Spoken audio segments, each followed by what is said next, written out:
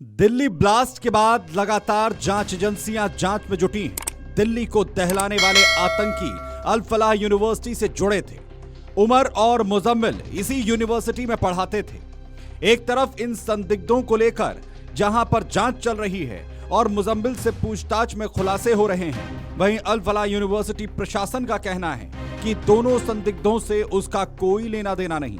लेकिन अल फलाह यूनिवर्सिटी के बैकग्राउंड को लेकर भी अब जांच शुरू हो चुकी है। जानकारी के मुताबिक अल फलाह यूनिवर्सिटी का ट्रस्ट महू निवासी जवाद अहमद सिद्दीकी ने स्थापित किया था।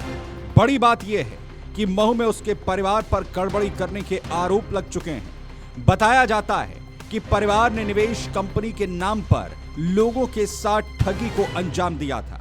फिर रातों रात महू से परिवार गायब हो गया। वहीं दिल्ली में हुई घटना के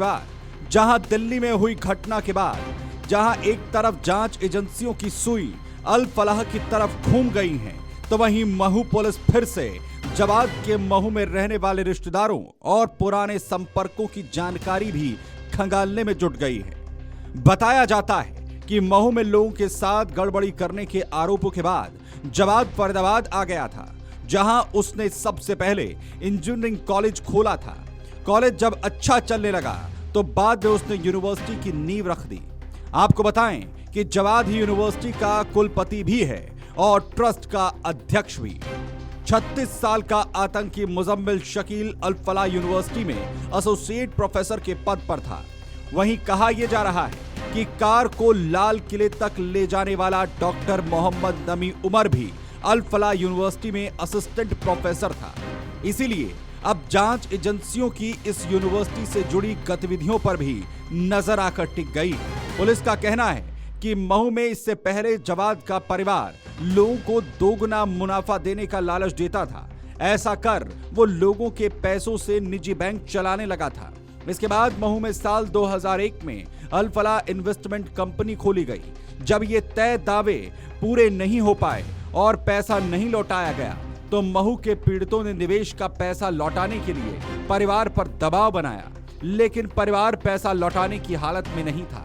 इसके बाद जवाद का परिवार महू से भाग खड़ा हुआ। इसके साथ ही उन्होंने कॉलेज की नींव भी रखी।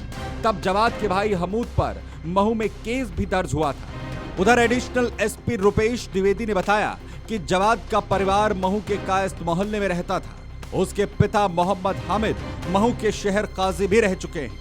हालांकि अल फलाह यूनिवर्सिटी प्रशासन अब भी इस मामले से अपनी किसी भी संलिप्तता से इनकार कर रहा है और पल्ला झाड़ता हुआ नजर आ रहा है। अमर उजाला डेस्क।